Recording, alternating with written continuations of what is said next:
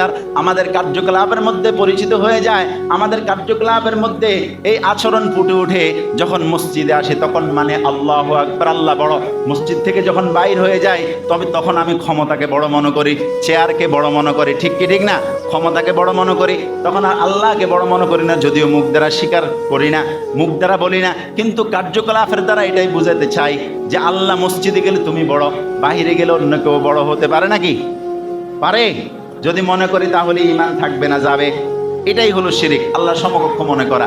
আমার চাকরি বড় না, আমার ব্যবসা বড় না, আমার ক্ষমতা বড় না, আমার টাকা পয়সা অর্থ করি কোনো কিছুই বড় না, আমি অমুক এলাকার চেয়ারম্যান হয়ে গিয়েছি, এমপি হয়ে গিয়েছি, মন্ত্রী হয়ে গিয়েছি, সব ক্ষমতা তো আমার, তাই নাকি? না না না, সবচেয়ে বড় কে? আল্লাহ। তাহলে এটার দ্বারা বুঝতে হবে, যখন মসজিদে আল্লাহু আকবার ধ্বনি আসে, তুমি মসজিদের দিকে ছুটতে হবে, আল্লাহ বড়, আল্লাহ বড়। সাহাবায়ে কেরাম কাঠ কাটতে গিয়ে কুড়াল পিছনের দিকে ফেলে দিয়েছেন আল্লাহু আকবার বলার সাথে সাথে। কিন্তু আমরা মুমিন, এমন মুমিন যে আল্লাহু আকবার বলার সাথে সাথে আমরা সিরগিটটাও পালাইতে পারি না, ঠিক কি ঠিক না? দোকানের মধ্যে বসে থেকে মসজিদের পাশের দোকান, আমার ঈমান এত বেশি আমাকে মসজিদ পর্যন্ত আনতে পারে না। দুর্বল ঈমান না জয়ীফ ঈমান? আল্লাহু আকবার, আল্লাহকে বলে আল্লাহ বড়, আল্লাহ বড়।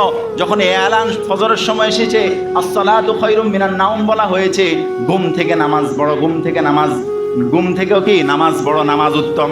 কিন্তু আমি তো আমার ঘুমকে উত্তম মনে করেছি, আল্লাহকে, রবকে আমি বড় মনে করি না, আমার ঘুমকে বড় মনে করেছি, ঠিক কি ঠিক না?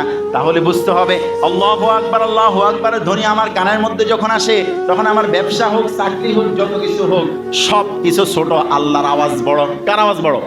আল্লাহু আকবার বলে।